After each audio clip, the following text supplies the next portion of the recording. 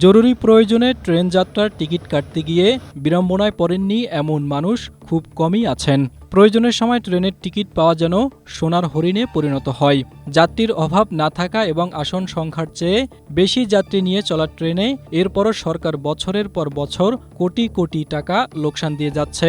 স্বাধীনতার পর মাত্র একবার ট্রেন থেকে লাভ করছিল সরকার, এরপর আর লাভের মুখ দেখেনি।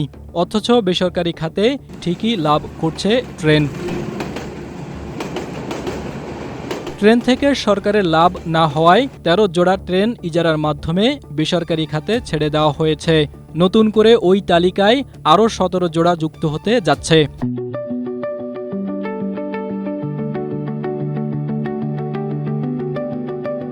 রেলওয়ে বলছে, বেসরকারিভাবে ৭টি ট্রেন পরিচালনায় বছরে প্রায় ১০০ কোটি টাকা আয় করবে রেল।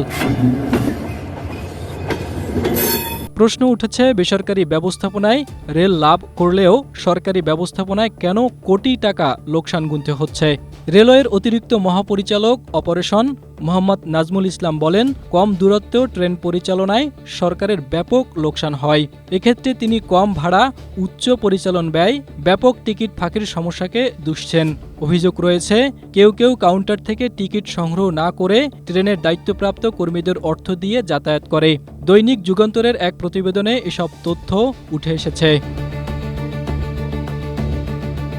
প্রতিবেদনে বলা হয়, নতুন ১৭ জোড়ার মধ্যে পশ্চিমাঞ্চলে ১১ জোড়া এবং পূর্বাঞ্চলে ৬ জোড়া যাত্রীবাহী ট্রেন বেসরকারি ব্যবস্থাপনায় পরিচালনার জন্য অনুমোদন দিয়েছে রেল।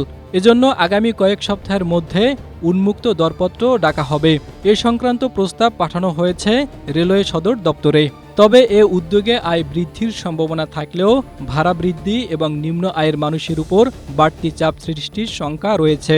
এরপরও সরকার বন্ধ থাকা আরও ৩৫ জোড়া যাত্রীবাহী ট্রেন মেরামত করে বেসরকারি ব্যবস্থাপনায় ইজারা দেওয়ার পরিকল্পনা করছে। এদিকে বুয়েটের অধ্যাপক ডক্টর এম শামসুল হক বলেন, রেলের যে সম্পদ রয়েছে তাতেই রেল লাভজনক হতে পারে। রেলের আয় বাড়ানোর স্বীকৃতি পথ হচ্ছে কন্টেইনার ও মালামাল পরিবহন বাড়ানো, কিন্তু এ পথে রেল হাঁটছে না, রেল ট্রেন ইজারা দেওয়ার পথে হাঁটছে।